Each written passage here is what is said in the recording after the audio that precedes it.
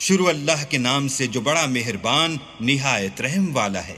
اے پیغمبر صلی اللہ علیہ وآلہ وسلم، جو چیز اللہ نے تمہارے لیے جائز کی ہے تم اس سے کنارہ کشی کیوں کرتے ہو؟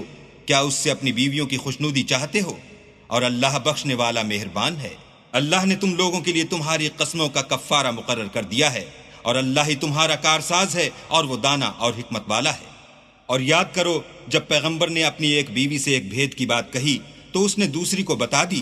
جب اس نے اس کو افشا کیا اور اللہ نے اس حال سے پیغمبر کو آگاہ کر دیا تو پیغمبر نے ان بیوی کو وہ بات کچھ تو جتائی اور کچھ نہ بتائی۔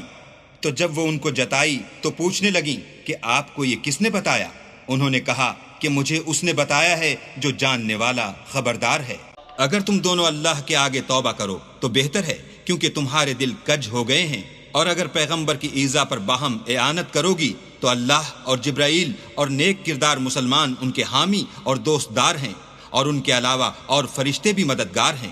اگر پیغمبر تم کو طلاق دے دیں تو عجب نہیں کہ ان کا پروردگار تمہارے بدلے ان کو تم سے بہتر بیویاں دے دے، مسلمان، صاحب ایمان، فرما بردار، توبہ کرنے والیاں، عبادت گزار، روزہ رکھنے والیاں، بن شوہر اور کنواریاں۔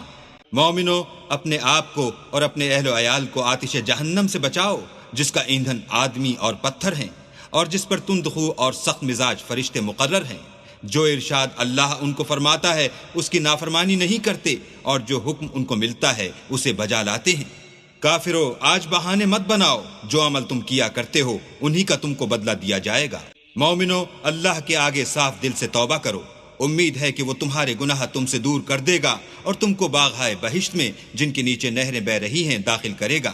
اس دن اللہ پیغمبر کو اور ان لوگوں کو جو ان کے ساتھ ایمان لائے ہیں رسوا نہیں کرے گا، بلکہ ان کا نور ایمان ان کے آگے اور داہنی طرف روشنی کرتا ہوا چل رہا ہوگا، اور وہ اللہ سے التجا کریں گے کہ اے پروردگار، ہمارا نور ہمارے لیے پورا کر اور ہمیں معاف فرما، بے شک اللہ ہر چیز پر قادر ہے۔ اے پیغمبر، کافروں اور منافقوں سے لڑو اور ان پر سختی کرو، ان کا ٹھکانہ دوزخ ہے اور وہ بہت بری جگہ ہے۔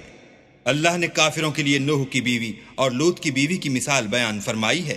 دونوں ہمارے دو نیک بندوں کے گھر میں تھیں اور دونوں نے ان کی خیانت کی، تو وہ اللہ کے مقابلے میں ان عورتوں کے کچھ بھی کام نہ آئے، اور ان کو حکم دیا گیا کہ اور داخل ہونے والوں کے ساتھ تم بھی دوزخ میں داخل ہو جاؤ۔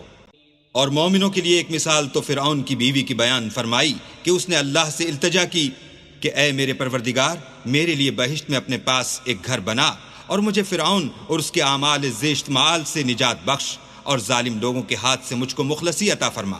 اور دوسری عمران کی بیٹی مریم کی، جنہوں نے اپنی شرم گاہ کو محفوظ رکھا تو ہم نے اس میں اپنی روح پھونک دی، اور وہ اپنے پروردگار کے کلام اور اس کی کتابوں کو برحق سمجھتی تھیں اور فرما برداروں میں سے تھیں۔